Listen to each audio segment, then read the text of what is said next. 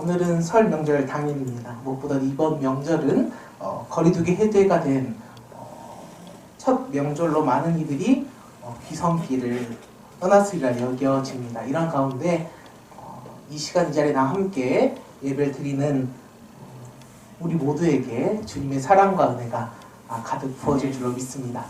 물론 귀성길을 떠나 고향에서 그곳에 예배 드리시는 분들에게도 동일한 은혜가 부어질 줄로 믿습니다. 첫 부임 설교로 그것도 온 가족이 드린 예배 가운데 말씀 어떤 주제를 가지고 나누면 좋을까 생각하다가 우리가 너무나 잘 알고 있지만 그렇기 때문에 가볍게 여기기 쉬운 복음 이 주제를 가지고 함께 말씀을 나누면 좋겠다는 생각을 하게 되어서 오늘 본문을 가지고 복음의 교리적인 내용은 아니지만 왜 우리가 다시금 복음 앞에 나아가야 될지를 함께 살펴보고자 합니다. 먼저 본문의 내용을 살펴보도록 하겠습니다. 언제나처럼 평소와 같이 아직 아닌데요. 평소와 같이 우물가에 물을 기르러 온 한 여인이 있었습니다. 이 여인은 평소와 다른 상황을 맞닥뜨리게 되는데요. 평소와 달리 그곳에 유대인 남자가 한 명 있었던 것입니다. 우리가 잘 아는 바대로 예수님이죠. 본문을 살펴보면 제자들은 먹을 것을 사러 동네에 들어간 상황이었습니다. 그러므로 우물가에는 여인과 예수님 단둘이 있었습니다. 빨리 물을 깃고 돌아가려던 여인에게 예수님께서 마실 물을 청합니다. 그러자 여인은 당황하여 도리어 예수님께 묻습니다. 유대인이 당신이 어찌하여 사마리아 여자인 나에게 물을 달라고 하십니까? 라고 질문을 던진 것입니다. 이어지는 9절 하반절에 여인이 당황했던 이유가 나오는데 이는 유대인이 사마리아인과 상종하지 않았기 때문이라는 내용입니다. 이제 띄워주시면 됩니다. 자, 유대인과 사마리아인이 상종하지 않았던 이유를 잠시 살펴보도록 하겠습니다. 예수님께서 이 땅에 오시기 전에 이스라엘 백성들은 북이스라엘과 남유다로 쪼개진 상태에 있었습니다. 그런데 북이스라엘은 722년에 아수르라는 나라에 의해 멸망을 당하게 되었는데 이 아시리아 제국은 넓은 영역을 잘 통치하기 위해서 민족들을 섞어 놓았습니다. 그래서 북이스라엘 수많은 이들이 아시리아 제국의 수도로 포로로 끌려갔고 그리고 그 다른 지역에 있었던 외국인들이 북이스라엘 지역에 들어와서 살게 되었습니다. 그런데 이 북이스라엘 지역에 남아있던 이들과 이방인들이 함께 결혼하고 함께 살아가면서 피가 섞이게 되었는데 이들을 사마리아인이라고 부르게 되었습니다. 그로부터 2세기가 지난 이후에 남유다 또한 바벨론이라는 나라에 멸망하게 되었습니다. 근데 잘 아시는 분도 있겠지만 이 바벨론의 포로로 끌려간 남유다 백성들은 그곳에서 신앙을 지키기 위해 노력하였고 다른 이방인들과 결혼을 하지 않고 70년이 지난 이후에 다시금 고국인 유대로 돌아오게 되었습니다. 이에 따라 남유다는 북이스라엘과 달리 끝까지 믿음의 순수성을 지키기 위해 노력하였기 때문에 이 사마리아인들을 있는 그대로 받아줄 수 없었습니다. 맨 위에 신명기 7장 3절 4절을 보면 또 그들과 혼인하지도 말지니라는 이하의 제목을 통해 그 말씀을 통해 하나님께서는 이스라엘 백성들을 하여금 다른 이방 민족과 통혼하지 말 것을 명령하시는데 그 이유는 그들이 믿는 우상신을 따라 하나님을 저버리고 우상을 섬길 위험성이 다분히 있었기 때문에 하나님께서는 이스라엘 백성들을 하여금 우상들과 겸하여 우상들을 섬기지 않도록 하기 위해서 이방 민족과의 결혼을 막으셨던 것입니다. 그런데 상하 환경 속에서 북이스라엘은 다른 이방 민족과 결혼하게 되었고 남유다는 믿음의 순수성을 지키기 위하여 결혼하지 않았습니다. 이에 따라 이스라엘 백성들은 남유다 백성들은 북이스라엘 백성들을 사마리아인들을 받아들일 수 없었습니다. 그리고 이 남유다인들의 후손인 유대인들 또한 사마리아인들을 받아들일 수 없었죠. 그 당시 유대인들에게 있어서 부정한 자들과 함께 합석하여 밥을 먹거나 신체적인 접촉을 하거나 대화를 나누면 부정한 것으로 여겨졌습니다. 그리고 부정하게 된 이들은 정결케 되는 절차를 밟아야지 다시금 정결하게 되었습니다. 이에 따라 유대인들은 부정한 자들과 대화를 하지도 않았고 접촉도 하지도 않고 밥도 같이 먹지 않았습니다. 이 부정한 자들의 범주 안에 여자들이 들어갔습니다. 유대 교사들은 여자들과 많은 이야기를 나누지 말라고 경고하였고, 특별히 사마리아 여자들은 정말 날 때부터 부정한 자들이라고 가르쳤습니다. 이러한 분위기 속에서 사마리아 여인이 그 유대인 남자가 자신에게 물을 달라고 간청하는 것 또한 문화적인 배경 속에서는 당황하기 충분했던 것이죠. 여인이 당황한 가운데 묻는 이 질문, 이 구절의 질문에 대해 예수님께서 어떻게 반응하십니까? 10절 말씀 우리 함께 합독하도록 하겠습니다. 네, 그 다음 넘어주시면, 네, 아니네요. 네, 제가 PPT 안 드린 것 같은데, 그 성경책의 10절 말씀 함께 합독하도록 하겠습니다. 10절 말씀 있습니다. 예수께서 대답하여 이르시되, 내가 만일 하나님의 선물과 또 내게 물 좀 달라 하는 이가 누구인 줄 알았더라면 내가 그에게 구하였을 것이요 그가 생수를 내게 주었으리라. 아멘.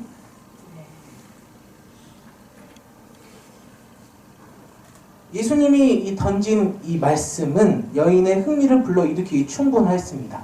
그래서 여인은 그 우물가에 왔던 목적, 어서 빨리 물을 길어서 집으로 돌아가고자 하는 목적을 잊은 채로 예수님과의 대화에 집중하기 시작합니다.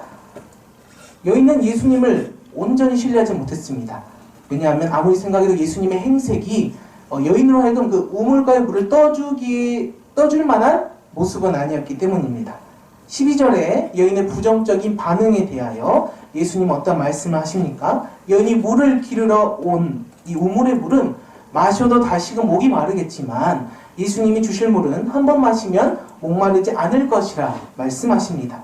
예수님 말씀에 대해 여인은 어떻게 반응합니까? 그 물을 자신에게도 줄 것을 요구합니다. 여인에게 있어서 예수님이 지니신 그 물은 마법의 물과도 다를 바 없었습니다. 그런데 여인이 예수님께 이 물을 요구하는 것은 단순히 삶의 어떤 편리한 것을 추구하기 위한 목적에서 물을 요구하는 것이 아니었습니다. 이는 이어지는 예수님 말씀을 통해 알 수 있는데요. 함께 16에서 18절 말씀을 합독하도록 하겠습니다. 네, 여기 이건 있을 거예요. 네, 함께 있습니다. 이르시되 가서 내 남편을 불러오라. 여자가 대답하여 이르되 나는 남편이 없나이다. 예수께서 이르시되 내가 남편이 없다 하는 말이 옳도다.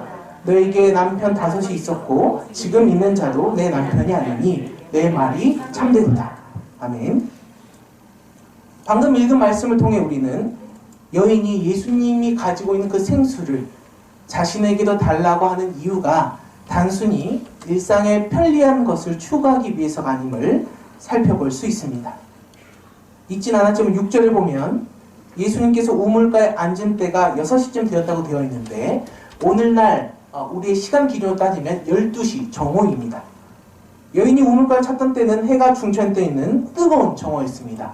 본문에는 드러나 있지 않지만 그녀가 찾아온 야곱의 우물은 그녀가 살던 수가성의 그 위치에서 좀 멀리 떨어져 있는 우물이었습니다. 본문에 등장한 사마리아 여인은 아무도 찾지 않는 시간대와 장소를 찾아서 물을 기르러 온 것입니다. 왜 그렇습니까? 그녀가 마을 사람들로부터 이혼을 거듭했던 성적으로 문란한 여인으로 여겨졌기 때문입니다. 만약 오늘날에도 우리가 속해 있는 직장이나 사회나 어떤 상황 속에서 이혼을 5번 했던 여성이나 남성이라고 생각해 봅시다. 그 사람을 우리가 과연 관대하게 있는 그대로 받아들일 수 있을까? 질문 던져본다면 쉽지 않을 것입니다.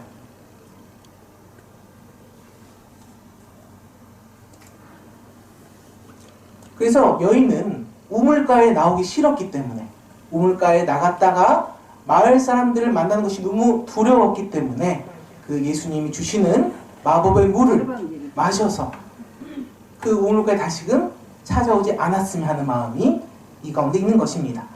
예수님이 이 대화를 통해서 여인이 밝히지 않았던 내력, 남편이 5이나 있었고 지금 동거하는 남자 또한 결혼하지 않았던 사실을 말을 한 것으로 인하여 여인은 그제서야 예수님이 범상치 않은 분임을 깨닫게 되었습니다. 그래서 이어지는 20절의 여인의 질문은 어쩌면 그녀가 나중이라도 유대인들과 대화를 하게 되었을 때 꼭 하고 싶었던 질문이었다고 할 수 있습니다. 바벨론에서 귀환한 남유다 백성들이 무너진 솔로몬 성전을 재건하였을 때 사마리아인들 또한 그리심산의 성전을 세웠습니다. 이는 신명기 11장 29절 말씀을 기반으로 한 것이었는데요. 제가 봉독해 드리도록 하겠습니다. 내 하나님 여호와께서 내가 차지할 땅으로 너를 인도하며 들이실 때 너는 그리심산에서 축복을 선포하고 에발산에서 저주를 선포하라. 사마리아인들은 그리심산에 세워진 사마리아 성전에서 하나님께 제사를 드렸습니다. 그러다가 예수님께서 오시기 약 2세기 전에 힐카누스라는 유대인 제사장이 군사를 이끌고 가서 그 성전을 파괴하였습니다. 사마리아인들은 그들의 성전이 파괴된 이후에도 그 지역에서 변함없이 하나님께 예배를 드렸습니다. 유대인들은 사마리아인들을 멸시했습니다. 오직 자신들만이 하나님께서 택한 백성이라 생각했습니다. 그런데 사마리아인들 또한 자신들이 참 이스라엘이자 하나님의 약속의 상속자라 생각했습니다. 비록 유대인들에게 야 너희들은 피가 섞인 잡종이 아니냐 이런 멸시와 천대를 받았을지언정 무시를 당했을지언정 자신들 또한 하나님을 믿는 하나님께 제사를 드리고 예배를 드리는 그런 정체성을 가지고 있었습니다. 20절에 이 여인의 질문은 이 지점을 관통합니다. 일반적인 유대인들이었다면 이 여인이 던졌던 어디서 예배를 드려야 합니까? 라는 질문에 대해서 대답할 가치도 없다 여겼겠지만 예수님은 달랐죠. 그래서 예수님의 놀라운 대답이 이어집니다. 23절, 24절 말씀을 합독하도록 하겠습니다. 아버지께 참되게 예배하는 자들은 영과 진리로 예배할 때가 오나니 곧 이때라. 아버지께서는 자기에게 이렇게 예배하는 자들을 찾으시느니라. 하나님은 영이시니 예배하는 자가 영과 진리로 예배할지니라. 아멘. 예수님의 답에 대하여 여인은 메시아 곧 그리스도라 하는 이가 오게 되었을 때 이 모든 것을 알게 될 것이라고 답합니다. 그런데 예수님께서 이때 말씀하십니다. 내가 그라. 이때는 제자들 이미 와서 예수님과 여인의 대화를 듣고 있었습니다. 제자들은 유대인인 예수님과 사마리아 여자가 대화를 나눈 것에 대해서 무척이나 이상하게 여겼지만 가만히 있었습니다. 예수님이 어떤 분이시니 알게 된 여인은 물동이를 버려두고 마을로 달려갑니다. 마을로 달려간 그녀는 마을 사람들에게 자신이 겪은 놀라운 일들을 전합니다. 그리고 그녀의 말을 마을 사람들이 듣고 예수님께 나옵니다. 이는 놀라운 일입니다. 왜냐하면 그 당시 여자는 어떠한 사건의 증인으로 받아들여지지 않았기 때문입니다. 재판이 열렸을 때 사건의 증인으로서는 오직 남성들의 답변만을 증거로 채택했습니다. 특히나 이 사마리아 여인의 경우는 이 본문을 통해서 잘 알고 있듯이 이혼을 5번이나 거듭했고 지금 살고 있는 남자와 동거하고 있는 무척이나 음란하게 여겨졌던 멸시 천대를 받기에 충분한 이 여인이 이 부정한 여인이 말한 답에 대해서 이 말에 대해서 과연 마을 사람들이 신뢰할 수 있을 것인가라는 의문을 갖게 합니다. 그런데 마을 사람들은 이 여인의 말을 듣고 예수님께 나옵니다. 그만큼 그녀가 경험했던 예수님, 그녀가 경험했던 복음이 이 마을 사람들 하여금 다른 변화를 일으킬 정도로 심상치 않았음을 심상치 않다는 것입니다. 마을 사람들은 예수님께 나옵니다. 예수님 전한 그 복음을 듣습니다. 그리고 예수님이 세상의 구주임을 인정하고 고백하고 영접합니다. 그곳에서 일어났던 사건은 예루살렘으로부터 멀리 떨어진 유대인들이 관심을 갖지 않는 수가라는 작은 지역에서 일어난 일입니다. 이 말씀을 우리가 살펴봤는데 두 가지를 적용해서 살펴보고자 합니다. 첫 번째는 어느 누구나 복음을 받았다는 사실입니다. 지난 3년 시간 동안 코로나로 인하여 한국교회는 유례없는 어려운 시기를 지나가 했습니다. 많은 이들이 교회를 떠나갔습니다. 동시에 이 어려운 상황에도 끝까지 소망을 잃지 않고 자리를 지켜주신 분들이 있었기에 교회 공동체가 무너지지 않은 줄로 믿습니다. 하나님께서 남아있는 자들을 통하여 이 시대 가운데 하나님께서 계획하신 일들이 있을 텐데 그 일들을 온전히 이뤄가시는 줄로 믿습니다. 그런데 우리가 잊지 말아야 할 중요한 사실이 있습니다. 아직 이 위기가 끝나지 않았다는 것입니다. 코로나가 완전히 종식된 이후에 맞이하게 될 현실은 우리 상상을 뛰어넘을 만큼 가까운 환경일지도 모릅니다. 그런 환경에서 우리가 끝까지 흔들리지 않고 소망을 가질 수 있는 이유는 무엇입니까? 우리에게 주어진 복음 때문인 줄로 믿습니다. 그러면 우리가 주의해야 할 것은 무엇입니까? 복음을 가벼이 여기지 않는 것입니다. 복음에 대하여 우리가 처음 예수를 만났을 때만 필요했던 것으로 여기지 않는 것입니다. 불신자들에게만 복음이 필요하다고 여기지 않는 것입니다. 처음 복음을 듣고 죄송합니다. 하나님께서 우리를 부르신 그날까지 이 땅에서 살아가는 모든 순간 가운데 우리에게 복음이 필요함을 인지하는 것입니다. 처음 복음을 듣고 변화되었을 때 그 기쁨이 더 이상 주어지지 않는다면 우리는 우리 스스로의 내면을 돌이켜볼 필요가 있습니다. 왜냐하면 우리의 내면은 날마다 복음으로 새로워지고 또 새로워져야 되기 때문입니다. 예수 그리스도의 복음이 너무 식상합니까? 기도해야 합니다. 어느 순간 설교의 말씀 가운데 새로운 지식만을 추구하고 있습니까? 기도해야 합니다. 앞으로 펼쳐질 쉽지 않은 상황을 이겨나가는 데 있어서 많은 것이 필요하지 않습니다. 오직 그리스도의 복음만이 필요합니다. 그러므로 기도해야 합니다. 어느 순간부터 복음을 들어도 내면이 굳은 상태에서 이 복음이 새롭게 여겨지지 않고 맨날 들었다면서 또 든다라고 여기고 있다면 우리가 겉으로 티를 내진 않지만 마음속에 수긍을 하고 있다면 기도해야 합니다. 마음이 너무나 급해서 모든 것을 내 힘으로 하려고 있다면 복음의 귀를 기울이는 우리와 모두가 되기를 소망합니다. 본문에 등장한 사마리아 여인은 한편 하나님께 도저히 나아갈 수 없는 죄인을 상징한다고도 할 수 있습니다. 다음에 도표를 보도록 하겠습니다. 잘 보이시나요? 네. 자, 요한복음 3장에 니고데모라는 사람이 등장합니다. 이 사람은 유대인이었고 바리새인이었고 사내들인 공회원이었습니다. 유대인 남성은 그 당시에 정치적인 참정권이 모든 권리를 행사할 수 있는 사람이었습니다. 바리새인은 율법적으로 능통한 자라 여겨졌던 종교적으로 인정받는 이였습니다. 사내들인 공회원은 오늘날로 보면 국회의원으로서 정치 사회적으로 매우 명망 높은 신분이었습니다. 말 그대로 니고데모는 모든 것을 가진 사람이었습니다. 자신이 생각하고 결정한 바를 그대로 실행할 수 있는 사람이었습니다. 그에 비해 요한복음 4장에 등장하는 사마리아 여인은 이스라엘과 이방이 섞인 혼혈 민족이었습니다. 종교적으로 더럽혀진 자들이었습니다. 여성은 무척이나 낮은 권리를 가진 멸시 천대받는 존재였습니다. 이혼을 5번 했고 현재 남자도 동거 중이었던 그녀의 상태는 부도덕한 이로서 사회적으로 멸시받는 존재였습니다. 근데 그러므로 니고데모는 밤중이라도 예수님을 직접 찾아가서 그 복음이 무엇인지 물을 수 있었지만 사마리아 여인의 경우는 그럴 수 없었습니다. 아니 그럴 수가 없었던 이유는 집 밖에도 나갈 수 없을 만큼 그녀가 처한 상황이 쉽지 않았기 때문입니다. 그런데 한 번 더 넘겨주세요. 중요한 것은 복음은 니고데모뿐만 아니라 사마리아 여인에게도 필요했다는 사실입니다. 니고데모는 복음을 듣기 위해 예수님을 찾아왔습니다. 그런데 사마리아 여인은 그럴 의지도 그럴 환경도 되지 못했습니다.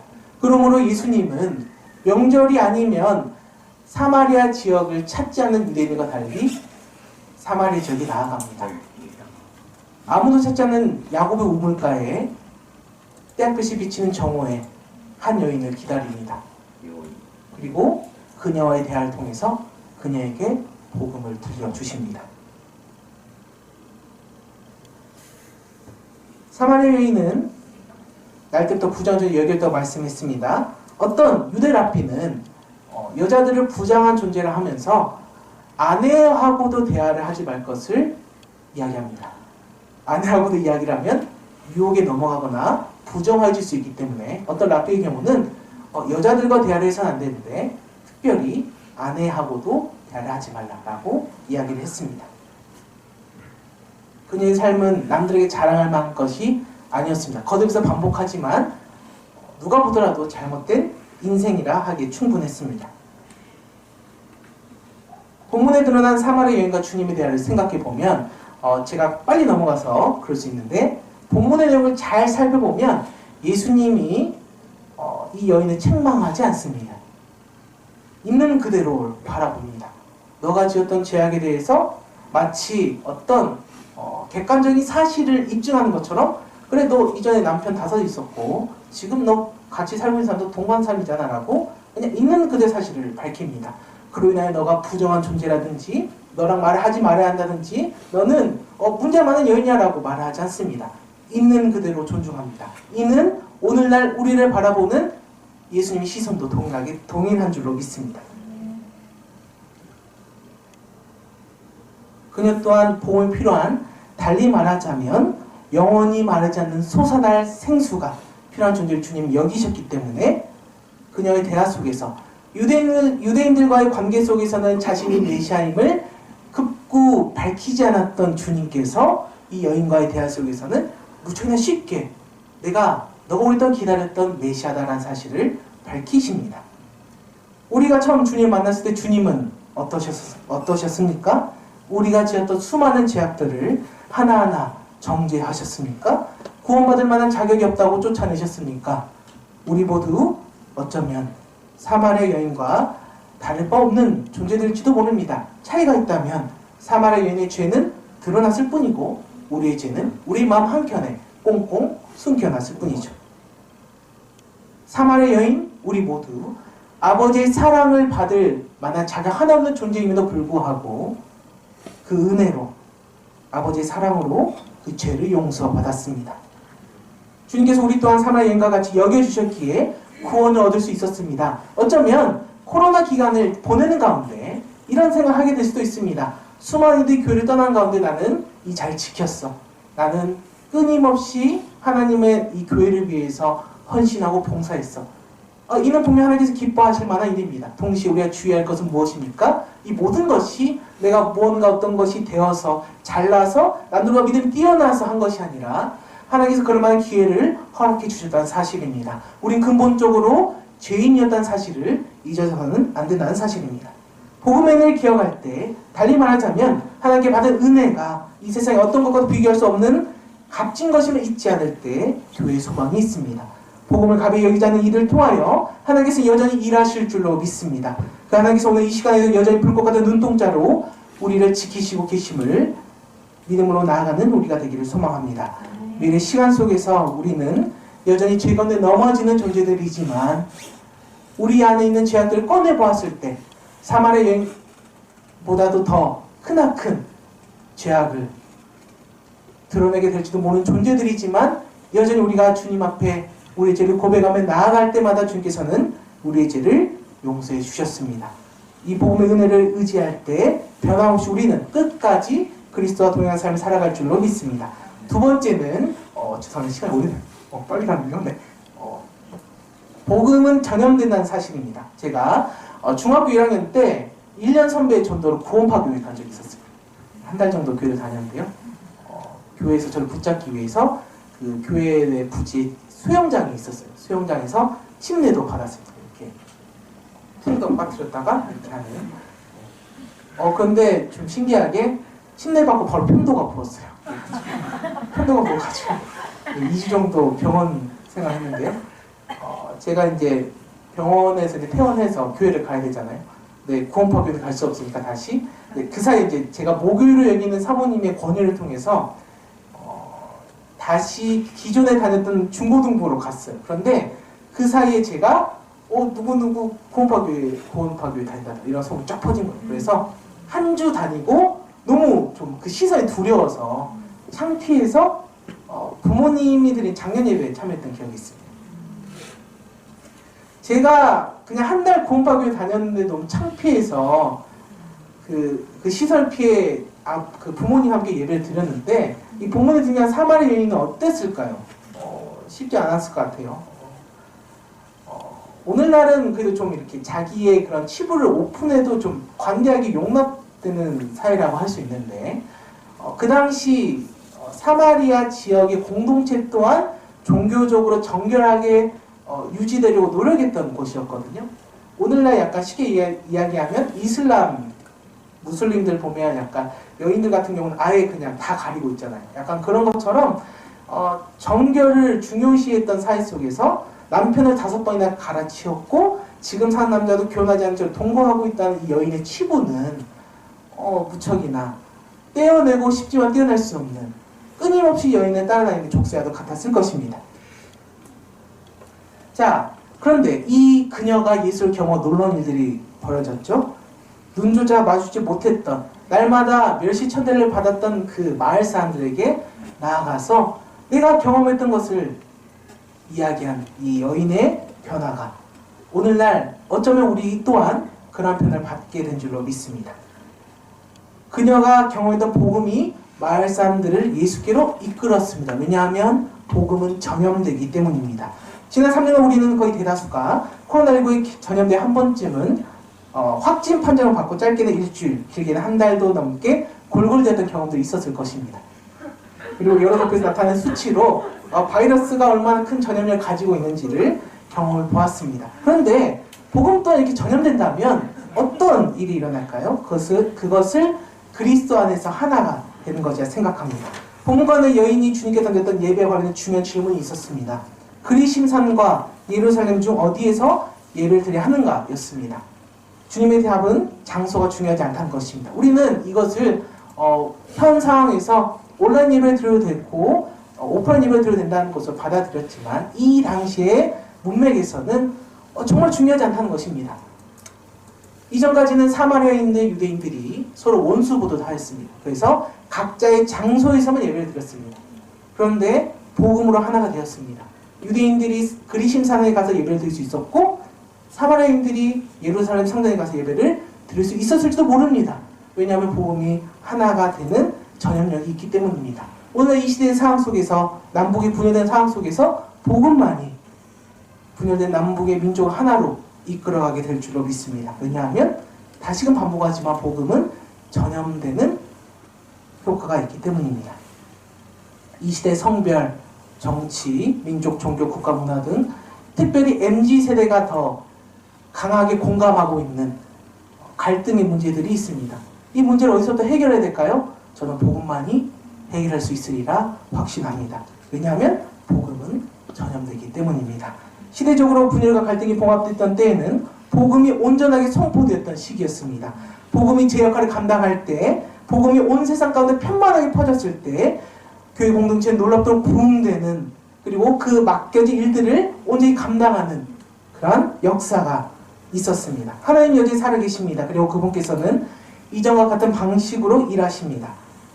그 방식은 우리가 이해하지 못할 어려운 방식이 아닙니다. 도리어 우리가 이해할 수 있을 정도로 무척이나 쉽게 접근하는 방식으로 그 일들을 이루어 가십니다.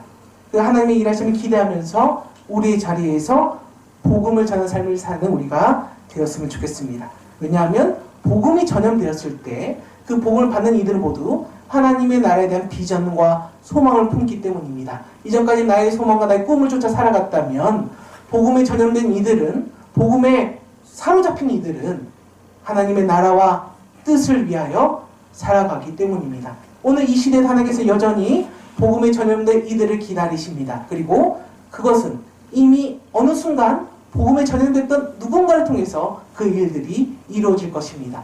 우리가 여전히 다시 복음 앞에라는 태도로 나아갔을 때 우리가 전하는 복음, 삶을 통해서, 입술의 고백을 통해서, 관계를 통해서 전하는 복음이 전염되어질 때 이 시대에도 합리주의가 횡행하고 감정에 입각한 다원주의가 팽배한 이 시대 속에서도 여전히 하나님께서는 복음의 전염을 통해 놀라운 역사를 일으키실 줄로 믿습니다.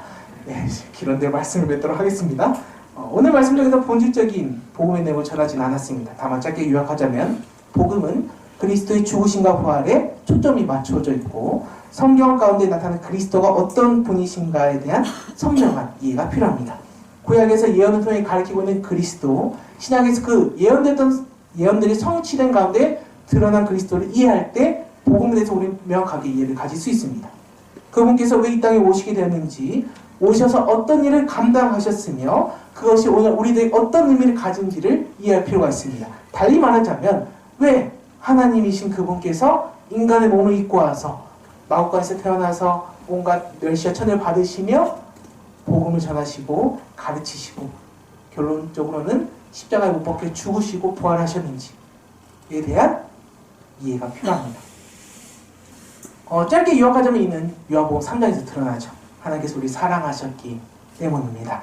우리 존재는 본문의 사마리아 여인과 같이 멸시받고 천대받아야 될 인생들이었지만 거룩하신 하나님 앞에 섰을 때 우리 어느 누구나 그런 경험했을 것이지만 동시에 우리는 우리가 깨닫기도 전에 은혜 가운데 찾아오신 주님의 그 사랑으로 복음을 깨닫게 되었습니다. 이 땅에 태어난 목적이 무엇인지를 알게 되었습니다. 주님을 알지 못했더라면 마치 사마리아 여인과 같이 땅의 것들을 추구하면서 살았을지도 모릅니다. 그럼 복음을 통하여 다시금 우리에게 주어진 은혜를 기억하면서 복음을 가벼이 여기지 않는 우리가 되기를 소망합니다. 자격 없는 우리에게 복음을 주셨다는 사실을 날마다 잊지 않고 되새기기를 소망합니다. 시대가 교회를 헤쳐가고 교회가 어떤 삶을 펼쳐도 오해를 받는 오늘날의 상황 속에서도 주님 말씀을 의지하여 복음을 전하는 우리가 되기를 소망합니다. 우리를 통해 퍼져나간 복음이 전염됨으로써 전 예수를 믿지 않는 것 같은 이들이 예수를 믿게 되는 광경을, 우리가 받았던 그 복음이 전염되는 광경들을 우리가 살아생전에 한 번이라도 경험하기를, 다시금 그것을 경험하기를 소망합니다. 복음의 역사를 경험할 때 우리는 날마다 다시 복음 앞에 나아갈 수 있습니다. 그것은 꼭 남들의 변화를 만들 만한 것은 아닙니다. 우리 날마다 복음을 통해 나의 마음이 새로워져야 됩니다. 언제나 들었던 복음이지만 그 복음이 나의 전인을 붙들고 나의 지성과 이성과 감정을 붙들어서 변화일으키는 동력 있는 것임을 깨달아야 됩니다. 말씀을 준비하면서 저 또한 다시 복음 앞에 서야 될 필요성을 깨달았습니다. 우리 모두 어느 누구나 죽는 그날까지, 하나님께서 그분의 섭리 가운데 우리를 부르실 그날까지 우리는 날마다 복음을 경험해야 됩니다. 그러므로 이 선포드린 복음을 들었을 때 내 마음이 딱딱하다면 맨날 듣던 그 말씀인데 라고 여기고 있다면 기도 가운데 그 처음 복음을 경험했던 첫사랑을 회복할 수 있게 해달라고 간절히 기도할 수 있는 우리 모두가 되었으면 좋겠습니다.